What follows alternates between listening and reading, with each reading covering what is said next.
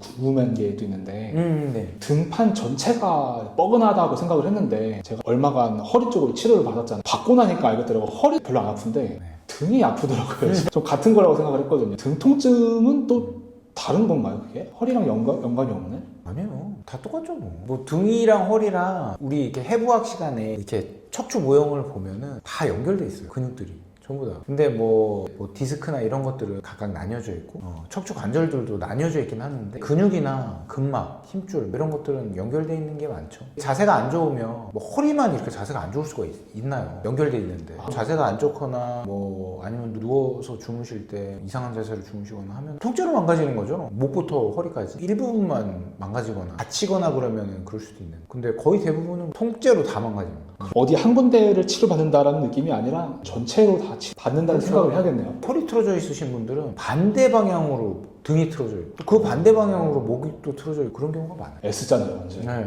그럼 실제로 그 병원에 방문하시는 환자분들도 허리랑 등이랑 대부분 다 같이 아파서 오시나요? 대부분 허리 치료하면 등 아파요. 치료하면 또 목 아파하고 막 왔다 갔다 막 하시거든요. 저랑 똑같네요. 사람 다 똑같아요. 심지어는 저도 허리 아랫부분 치료를 요즘 하고 있는데 저도 몸이 아프니까 우리 친구들이랑 같이 치료하고 있는데 아랫부분 치료하면 위에가 아파요. 점점점 올라오더라고요. 가장 아팠던 부분이 치료가 되니까 상대적으로 덜 아팠던 부분이 이제 두각이 보이는 거네요. 그렇죠. 게이트 컨트롤이라고 해요. 마취통증학과에서는 게이트 컨트롤이라고 하는데 뇌가 여러 가지 통증이 한꺼번에 올라오면 센 놈만 받아들이고 나머지는 꺼요. 만약에 4개가 올라온다 칩시다. 그럼 1등만 받아들이고 나머지를 끄거나 아니면 1, 2등만 받아들이고 나머지 끄는. 와, 신기하네요. 네. 그래서 이런 경우가 있어요. 오른쪽 무릎이 아파서 치료를 오신 환자분이 있다 칩시다. 그럼 오른쪽을 치료를 해요. 그러면 갑자기 왼쪽이 아파. 이게 아예 나뉘어져 있으면 환자분들이 이상한 생각을 안 하시고 왜 이러지? 이렇게 생각하세요. 근데 만약에 한번 생각해보세요. 팔꿈치를 하고 있었는데 갑자기 어깨가 아프다고 생각해요. 뭔가 치료가 잘못된 거 아니야? 라는 생각을 한단 말이에요. 그럴 수 있겠네요. 차라리 아예 반대쪽이면은 그런 생각을 안 해요. 여길 치료했는데 갑자기 반대쪽이 뭐 잘못될 리가 없잖아요. 그런데 이게 비슷하게 연결돼 있으면 이거 뭐 잘못된 거 아니야? 왜 이러지? 하는 생각을 한단 말이에요. 근데 그게 아니라 게이트 컨트롤이라고 여기가 나오면 여기 아프고 여기가 나오면 여기 아프고 여기가 나오면 여기 아프고 다 그런 게 원래 처음 들었어요. 그런 얘기. 그게 원래 원리예요. 어쩐지 제 부모님도 네. 한동안 손가락 뭐 팔꿈치 치료 받으시다가 슬슬 괜찮아지시는지 갑자기 다른 데가 또 아프시더라고요. 맞아요. 환자분들이 이사를 다니냐고 자꾸 물어보시거든요. 여기 아팠다가 여기가 나오니까 여기가 아프고 여기가 나오니까 여기가 아프고 이사를 가냐고 막 하시는데 이사 가는 게 아니라 다 아팠던 거예요. 원래 아팠던 건데. 원래 아팠던 건데 1등 사라지니까 2등 1등 되잖아요. 그럼 2등이 아파. 그러면 2등 치료해 놓으면 3등이 1등 되잖아요. 네. 그러면 3등이 아파. 사실상 전신의 모든 부위 다 치료가 되기 전까지는 계속해서 어딘가 아프겠네요. 그렇죠. 이제 환자분들이 모르시니까 저도 오늘 처음 알았고 오해를 좀 할 수밖에 없을 것 같아요. 이거에 대해서는 이 영상을 환자분들께서 많이 보셔야 할 텐데 아픈 부분이 없을 때까지 치료를 받아야겠네요. 그럼요. 저희가 환자분들한테 다른 데가 아프면 꼭 말씀해달라고 얘기를 하거든요. 이상한 오해를 막 하실 수 있으니까 저희가 설명을 해야 돼요. 처음부터 설명을 해야지. 이게 옮겨 다닐 때 설명을 하면 약간 불신이 좀 쌓이거든요. 괜히 핑계 대는 거 같아요. 처음부터 얘기를 해야 돼요. 진료하실 때 이런 이야기를 이제 설명을 드리고 하시는 거예요? 다른 데 아프면 빨리 말씀해달라고. 매뉴얼 같은 거네요, 이게 사실상. 그럼 환자분들이 그래도 치료 잘 되고 있는 거 맞냐고 따지는 분들이 계실 것 같은데. 많죠. 사람이 통증이라는 게 원초적인 공포예요. 나는 이해가 가요. 머리로는 이해가 가는데 통증이 심해지면 불안해지는 거예요. 분명히 의사 선생님이 그렇게 얘기를 해서 나도 이해는 하는데 막 불안한 거예요. 이게 맞는 건지 내가 대학병원에 가봐야 되는 건지 다른 병원에 가서 진료를 받아야 되는 건지 막 불안해한단 말이에요. 저희가 초음파를 그렇게 열심히 보는 이유가 사람은 봄은 믿거든요. 봄은 믿습니다. 확실히 봄은 믿어요. 호랑이한테 날개 이렇게 모형으로 해놓고 날개 달린 호랑이 있다고 그러면 믿을걸요. 보면 믿어요. 사람이. 초음파로 보여드리면 사실을 보게 되잖아요. 사람이. 네. 그러면 확실히 믿어요.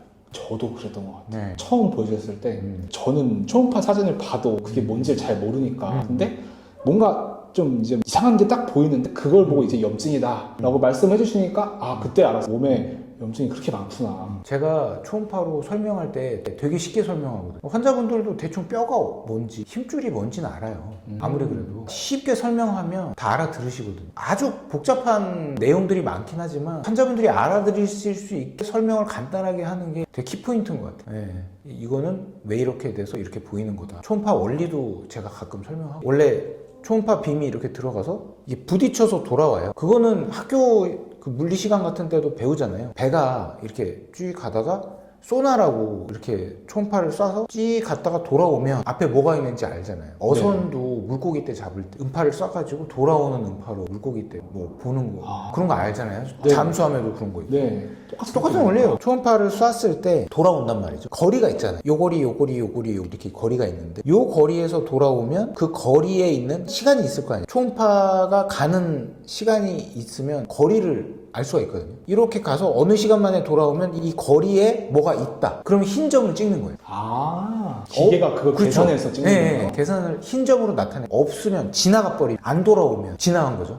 그러면 검은 점. 그런데 조직이 있어야 되는데 없는 거예요. 원래 거기에 힘줄이 있어야 되는데 없어요. 거길 지나가 버렸다는 거예요. 네. 그죠? 다음 조직에서 돌아온 거니까 거기에는 세포가 없는 거예요. 세포가 있어야 될 자리에 세포가 없으면 망가진 거잖아요. 네. 그러면 거기가 손상받은 부분이다. 이렇게 알려드리면 바로 되는 알 수 거예요. 있네요. 네. 그러면 초등학생들도 알아요.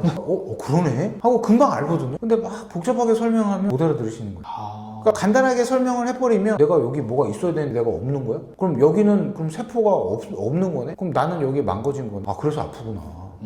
망가졌구나. 그래서 이해를 가는 거예요. 저도 그냥 듣자마자 바로 이해가 돼요. 쉽게 설명하면 다 알아들어요. 모든 사람이. 설명을 하고 환자분들한테 다 이해를 시켜드리면 불안함이 없어지는 거예요. 진료 보실 때 네. 처음에 환자분들께 초음파를 보자고 말씀하시면은 다 귀찮아하지 않고 그냥 잘 따르시나요? 환자분들은 초음파 본다 그러면 겁을 먹으시죠. 일단은 겁부터 먹는 이유가 돈이 걸려 있으니까. 돈 내라 그러면 누가 좋아하겠어요. 예. 비용을 의사가 필요해서 반드시 봐야 되는 경우에는 비용을 안 받아도 상관없어요. 환자가 원해서 봐야 되는 상황이면 돈을 받아야 되지만 의사가 반드시 이거를 꼭 봐야 진단을 할 수 있고 그래야 되는 상황이면 환자가 돈이 없을 수도 있잖아요. 그렇다고 이 환자를 진단을 안 할 수는 없잖아요. 내가 이 환자를 진단을 내려야 되는데 내가 초음파가 없으면 진단을 할 수가 없다. 잘 모르겠는데요. 그냥 가세요 라고 할 수는 없잖아요. 내가 봐야 되는 상황이면 비용 없이 봐도 상관없어요. 의료법에 그렇게 돼 있거든요. 저는 그냥 봅니다.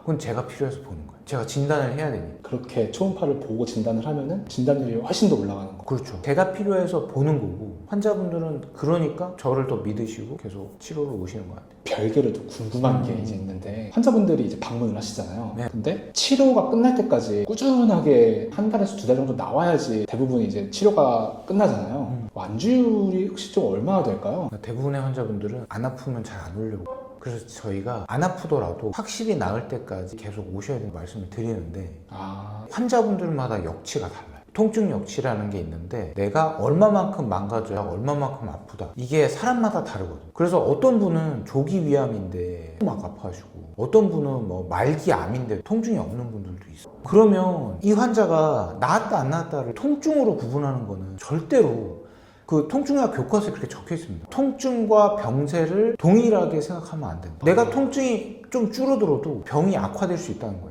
병이 나았는데 통증이 증가할 수도 있는 겁니다. 이걸로 판단해서는 절대로 안 되고 검사를 통해서 정확하게 알아봐야 되는 거죠. 그래서 환자분들한테 꼭 검사를 해서 정상이 됐는지 확인한 후에 치료를 종료하셔야 된다. 통증이 없어졌다고 다 나은 게 아니니까 그거는 꼭 환자분들 처음 오셨을 때 혹은 두 번째 오셨을 때 꼭 말씀을 드려요.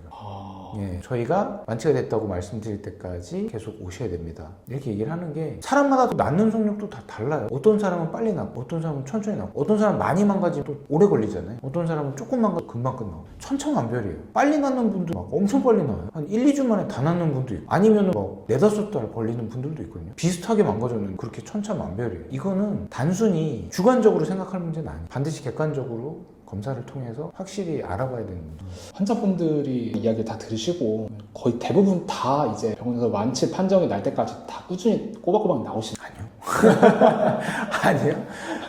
끝까지 오시는 분들 한 30% 되는 것 같아요. 많지는 않네요. 네. 안 오시다가 네. 다시 아프면 오시는 분들이 많아요. 근데 이제 뭐 일부러 그러시는 것 같지는 않아요. 그러니까 오기도 좀 시간도 빠듯하고 하니까 그러시는 것 같아요. 근데 이제 억지로 시간을 내고 오셔야 되니까 그러시는 경우가 많은데 아프면 어쩔 수 없이 와야 되잖아요. 다시 오셔서 왜 안 오셨어요? 그렇게 말씀드리면 뭐 솔직하게 아이 뭐 안 아프니까 그리고 시간이 없는데 자꾸 시간 내기도 힘들고 그래서 안 왔어요 하는 분들도 있고 그냥 둘러대시는 분. 네. 생각해보면은 아파서 왔는데 어떻게 보면 안 아파서 안 오는 것도 이해가 되기도 하고요. 병원 가기 좋아하는 사람이 어디 있겠어요. 그냥 안 아프면 가기 싫죠. 거기가 뭐 놀이동산 같은 거였으면 뭐 오지 말라 그래도 계속 오죠.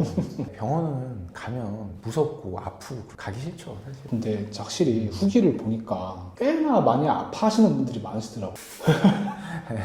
맞아요. 저는 이제 선생님께 이야기를 많이 들어서 마냥 아프게 받는 게 제일 좋은 건 아니라는 걸 알고 있는데 근데 저희 부모님만 하더라도 아프게 받으시거든요. 아파야 빨리 나는 거 아니냐고. 저는 막 큰 차이는 없다 계속 말씀을 드리는데 고정관념 같은 게 있으신 것 같아요 환자분들이. 안 아프면 저도 좋겠어요.